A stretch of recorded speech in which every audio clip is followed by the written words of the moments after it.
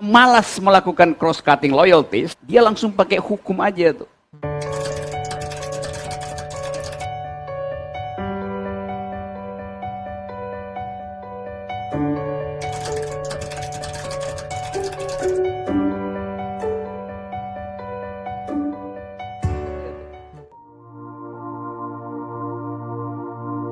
Politik identitas itu laten di dalam sejarah atau dalam antropologi kita tuh. Jadi nggak ada soal politik identitas. Yang jadi soal adalah ketidakmampuan pemerintah untuk mengedarkan citizenship. Jadi kalau rakyat tumbuh di dalam identitas biasa aja kan. Selama ada yang disebut cross-cutting loyalties, istilah overlapping consensus. Jadi pemerintah tugasnya adalah menciptakan ruang di mana terjadi percakapan antara warga negara supaya overlapping consensus itu tidak membuat ketegangan ideologi tumbuh secara vertikal. Jadi ada percakapan horizontal. Itu yang nggak dilakukan oleh pemerintah. Jadi benar bahwa pemerintah karena malas melakukan cross-cutting loyalties, dia langsung pakai hukum aja tuh. Hukum bilang begini, larang, bubar. Loh, itu pendekatan opresif justru.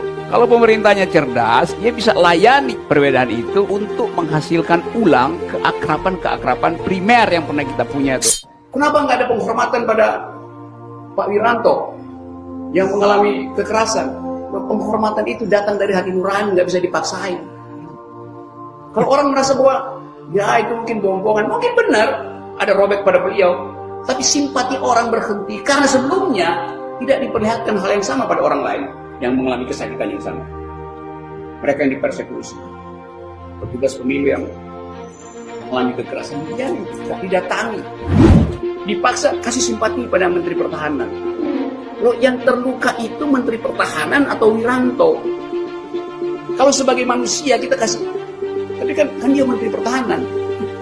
Loh, justru kita pertanyakan, kalau Menteri Pertahanan dan Keamanan bisa dilukai, apalagi kita yang bukan memiliki pertahanan dan keamanan, kita mesti tagih itu justru.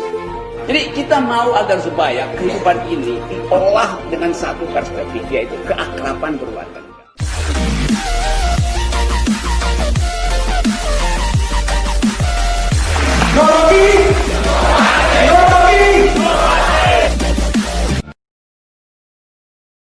Today, I'm happy, I'm very happy to be among with you.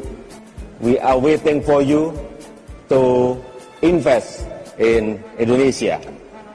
Thank you, good morning.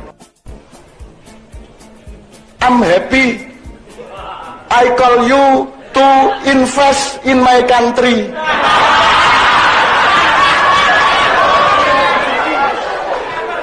Aduh. Iki ngimpi apa gitu ya. Masya Allah. Please invest in my country. Aduh mati. Aku coba.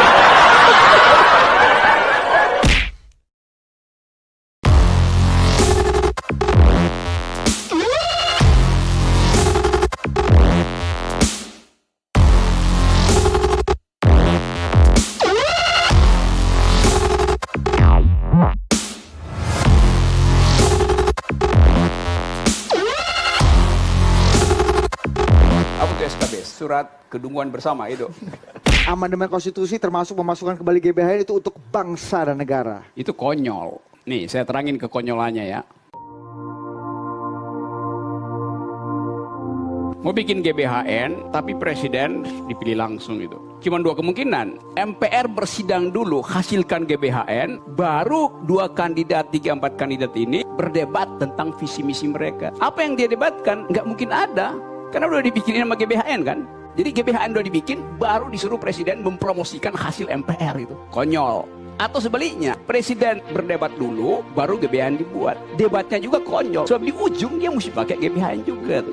Kalau pakai GBHN, hilangkan pemilihan langsung. Cuman itu problemnya. Kalau nggak mau jadi dungu itu. Dengerin luar negeri itu. New York Times baru bikin laporan panjang lebar bahwa Indonesia adalah memburuk dalam demokrasi di Asia. Tapi orang ingin agar supaya ya Pak Jokowi sedang membangun demokrasi. Lo salah, Pak Jokowi masuk ketika demokrasi udah jadi. SKB ini mubazir, ngabisin tinta sama kertas dari APBN.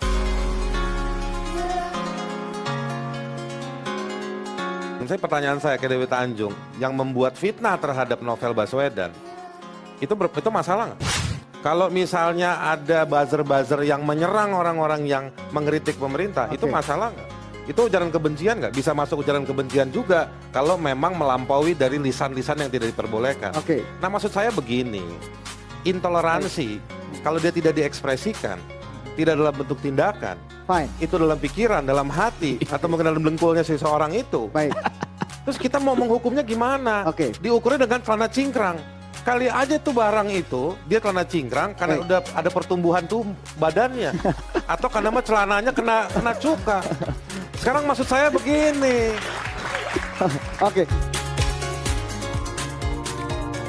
Saya baca dalam beberapa hari ini ada 30 negara di seluruh dunia yang mengalami social unrest. Eropa, Spanyol, Prancis, Inggris, Afrika, Mozambik, Zimbabwe, Madagaskar segala macam, Asia, Hong Kong, Thailand, Amerika Latin, Ekuador, Chili, segala macam itu. Dari 30 negara itu nggak ada yang mengalami problem radikalisme. Yang ada adalah krisis daya beli, protes publik terhadap pelayanan kesehatan yang memburuk, kritik panjang lebar yang menginginkan demokrasi di Hong Kong. Jadi kita lihat dunia ini sedang mengalami turbulensi karena soal justice, bukan karena radikalisme. Seluruh problem di 30 negara itu ada di Indonesia sekarang. Dan gak ada orang yang mau bicara itu, orang pindah pada soal radikalisme. Jadi bukan radikalisme problemnya, tapi hanya alibi untuk menutupi problem lain.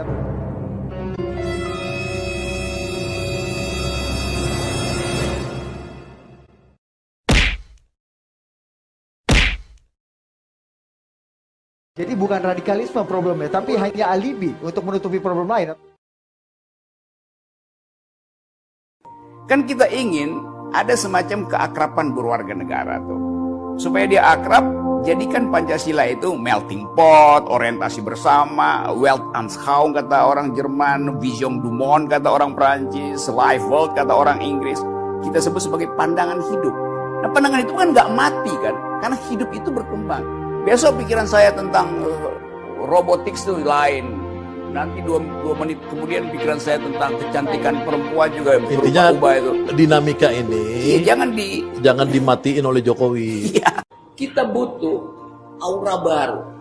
Entah itu aura dasarnya keadilan sosial. Keadilan sosial bisa diajarkan oleh teori politik, tapi bisa juga diajarkan oleh ajaran agama. Sama-sama ingin menghasilkan keadilan sosial. Tapi sekarang dipisah. Kalau orang bicara tentang keadilan atas nama agama, lalu dianggap itu radikal. Bagaimana otaknya? Belajar teori pun tetap ada versi keadilan yang diturunkan secara teologis. Ada yang dihasilkan secara sosiologis. Ada yang dibatinkan secara psikologis. Tapi karena di kepala negara selalu ingin menghukum orang, ingin menstigma, maka terjadilah ketidakakraban negara. Misalnya, tapi mereka berpikir mendirikan negara itu. Saya juga berpikir setiap hari mendirikan negara Islam, negara komunis, negara sosialis, negara liberal. Tapi itu kan di pikiran. Yang biasa bisa berubah juga. Orang yang membayangkan negara komunis, benar, dia berhak. Karena dia melihat tidak ada ketidakadilan sosial.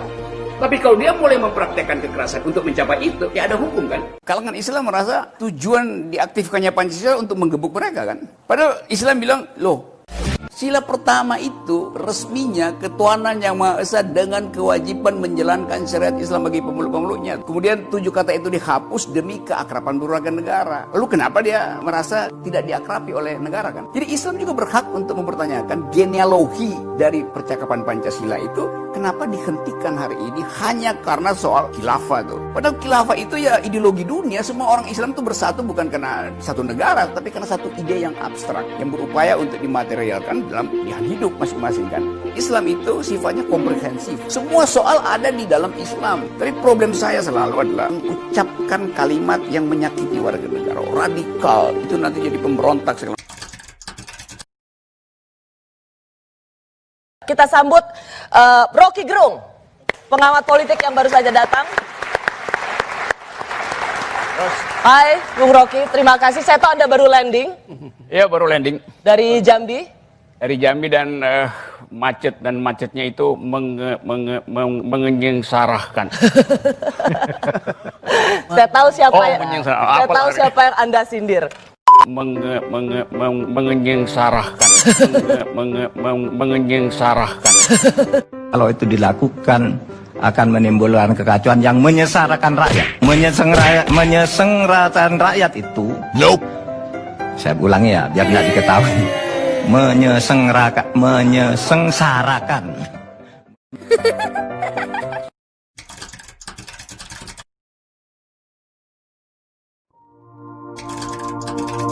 Apa konsep negara untuk Papua sekarang? Operasi militer, penegakan ulang keamanan. Padahal Papua udah hidup dengan imajinasi new kind of nationalism. Ada jenis nasionalisme baru di kepala orang Papua. Dan kita mau anggap bahwa itu bukan nasionalisme. Loh, itu otentik ada di situ. Di seluruh dunia orang hidup dengan cara itu. Catalonia di Spanyol tuh, Baski di Quebec di Kanada, Skotlandia. Orang hidup dengan multikulturalisme. 33 korban itu akan dicatat oleh PBB sebagai pembiaran terjadinya kekerasan. Ada act of omission. Negara membiarkan terjadi kekerasan. Apapun bantah-membantah pemerintah.